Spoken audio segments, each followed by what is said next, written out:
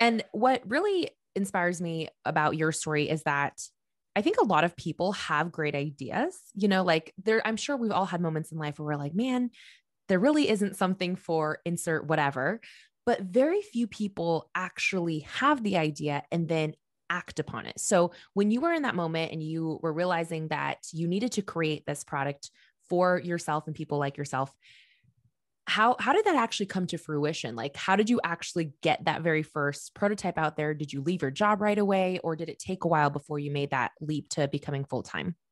Yeah, so it was actually kind of crazy because I had just graduated and I just gotten this job that I had worked so hard to get. I was so excited to be there. And week one on the job, I had this idea and it was like, bam, that was all I could think about. It was the first thing I thought of when I woke up. It was the last thing I thought of when I went to bed. It was all consuming, obsessive, couldn't live without this idea. And I just got to work. From the second I thought of the idea, I just got to work. And what does that mean? Like I was just inching forward, like inching, like I was like, I would like pink in the brand. And like they were very little things. It wasn't like I was like, oh, I have a business plan in 24 hours, but I just started working on it. But with that said, I was 22. I had absolutely no experience, no background in any of this, no connections, no, I don't have entrepreneurs in my family. I don't have any retail in my family. Like I had no idea what I was doing. So I just started though. And I think like it really is like I promise for anyone who's listening, if I could somehow like figure this out, and like I'm still figuring it out every day and making things up as I go, like you can too, because I was 22 and knew very little about anything. Yeah, no, I think that's great advice. I always tell people, if you aren't embarrassed by your first attempt at something, you waited too long to start. I've said Yeah. that probably a million times on this podcast. And I think it's true, right? Like you just don't even know necessarily what to ask or search for without actually getting into the thick of things. And so I think that's really awesome that you just went for it. Did you end up quitting that job within like a year, or how did that? 2 years. So it took Okay. me 2 years from idea formation to actually executing and bridging that gap from like an idea to like launching the company. So for 2 years, I was just working, I was all in on it, but still working my full-time job. I was really lucky in that my full-time job put us through like an extensive training program. And that training program was 6 months long. And it was very much like 9 to 5 and 9 to 5 at that, like no more, no less. And so that gave me like a lot of time, like before work and after work, to work on it, to work on what was going to become Modern Picnic.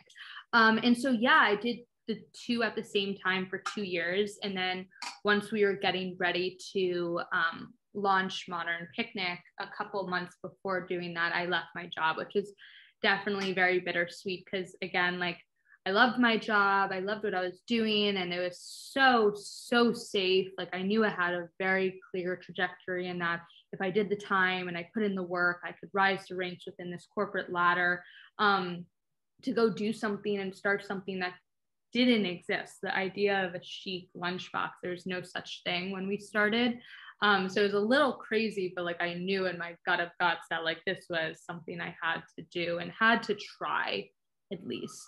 Yeah.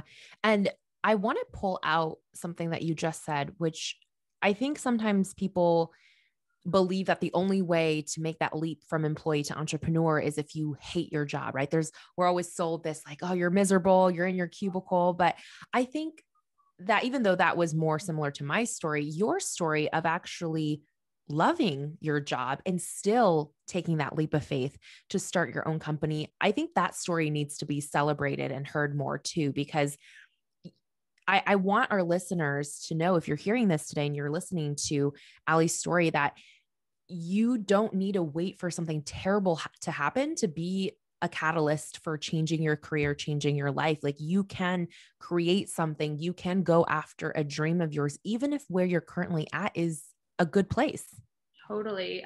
It's like, I loved my job. I was in love with Modern Picnic. Like that's how I describe the two of them. But yeah, that's actually a very good point. I never really thought about it that way.